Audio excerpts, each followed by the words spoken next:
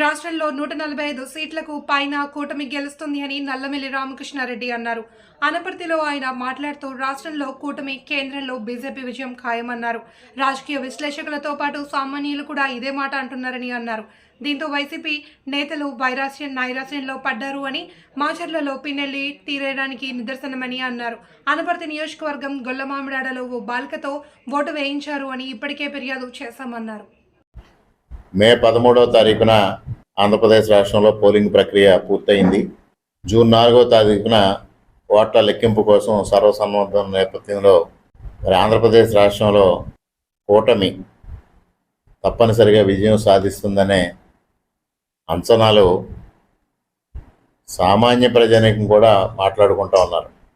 ఇటు తెలుగుదేశం, జనసేన, భారతీయ జనతా పార్టీ నాయకులు, కార్యకర్తలే కాకుండా సామాన్య ప్రజానీకంతో పాటు రాజకీయ విశ్లేషకులు కూడా స్పష్టంగా కూటమి ప్రభుత్వాన్ని ఏర్పాటు చేస్తుందనేది చెప్తా ఉన్నారు.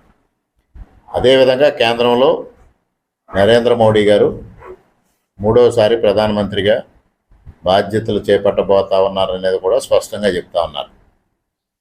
అటువంటి పరిస్థితుల్లో వైఎస్ఆర్సీపీ కార్యకర్తలు పూర్తిగా నైరాశ్యానికి లోనైన పరిస్థితిని మనం చూస్తూ ఉన్నాం. మరి ఎంత నైరాశ్యం అంటే ఇవాళ మాచర్ల నియోజకవర్గంలో శాసనసభ్యులు పిన్నెల్లి రామకృష్ణారెడ్డి గారు ప్రవర్తించిన తీరు, ఈవీఎంలు పగలగొట్టిన విధానం, ఒక శాసనసభ్యుడు, రాజ్యాంగబద్ధంగా వ్యవహరించాల్సిన శాసనసభ్యుడు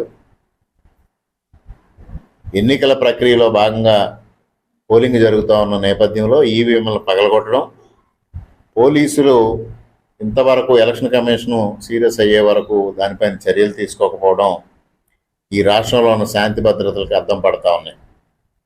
అదేవిధంగా అనపర్తి నియోజకవర్గంలో కూడా అనేక చోట్ల కొన్ని సంఘటనలు జరిగినాయి. ముఖ్యంగా గొల్లల మామిడాడలో 196, 197, 198 బూత్లో ఆ బూతుల్ని క్యాప్చర్ చేయాలి, ఆ బూత్లో రిగ్గింగ్ చేయాలని గొల్లల మామిడాడ పార్టీ మీద చాలా ప్రయత్నం చేయడం, దాన్ని తెలుగుదేశం పార్టీ కార్యకర్తలు, కూటమి కార్యకర్తలు సమర్థవంతంగా ఎదుర్కోవడం, ఉదయం పూట దాదాపుగా 2 గంటల పాటు నేను అక్కడే సమయం వెచ్చించడం, అదేవిధంగా పోలీసులు కూడా సమయస్ఫూర్తితో వ్యవహరించడంతో అక్కడ రిగ్గింగ్ నిరోధించిన ఆఖరి నిమిషంలో ఒక మైనర్ బాలిక చేత దొంగ ఓటు వేయించడం అనేది గమనార్హం. దానిపైన ఇప్పటికే నేను రిటర్నింగ్ అధికారి గారికి, కలెక్టర్ గారికి కంప్లైంట్ ఇచ్చాను. ఇంతవరకు ఏం చర్యలు తీసుకున్నారో నాకైతే స్పష్టంగా తెలియదు. అదేవిధంగా కొమరపాలెం, ఎక్కువల మండలం కొమరపాలెం గ్రామంలో పోలింగ్ ప్రక్రియ పూర్తయి ఈవీఎంల తరలింపు కార్యక్రమం ఇంకా జరగకుండా